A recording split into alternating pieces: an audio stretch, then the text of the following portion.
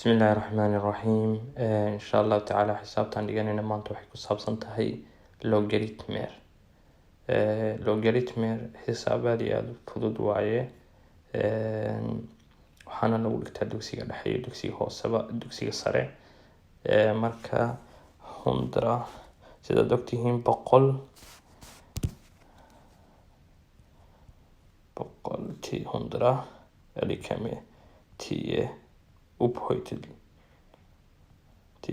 2 och 1000 är lika med 10 upphöjt till 3 och 0,1 är lika med 10 upphöjt till minus 1. marka logaritmen xisaabta logaritmen la yiraahdo waxay noqonaysaa lg 100 är lika med 2. marka xisaabta 100 lg logaritmen waxay noqonaysaa 100 2 ayay noqonaysaa lg 1000 det blir 3 och lg 0,1 är lika med minus 1. marka waxaa la yiraahdaa lg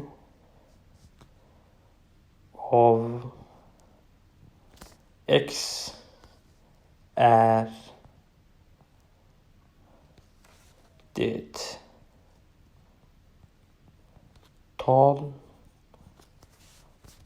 som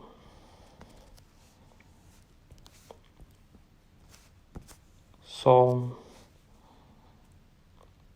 10 ska höjas upp med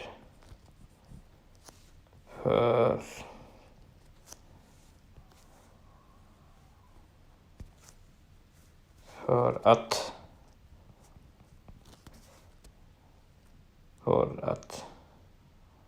få x. Varför vi tar en till exempel om vi tar lg 5 är lika med 0,699 lg 5 lg shan waxay noqonaysaa 0,699.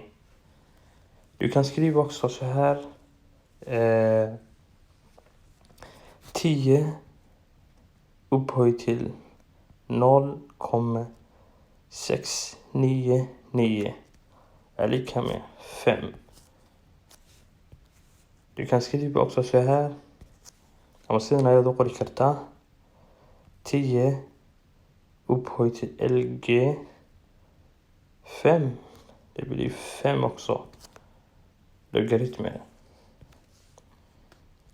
tusaalaha kale tan qaadana insha Allah taala lg 8 är lika med 0,903. sidan waa loo qori karaa 10 upphöjt till 0,903 är lika med 8. För du kan skriva också så här. Sen har låg karaa 10 upphöjt till lg 8 är lika med 8. marka qaacidadu waxay tahay wax kasta oo 10 upphöjt till lg 7 oo kaleeto waxay noqonaysaa wixii halkaas lagu qoray noqonaysaa tusaalaan halkan l 10 upphöjt till lg 7 det blir 7. marka qaacidadu waxa weeye 10 upphøjt til lgx er lika med x. maanta cashkan insha allahu tacaala intaas ayuu noo eegahay. Assalaamu calaykum waraxmatullaahi wabarakaatu.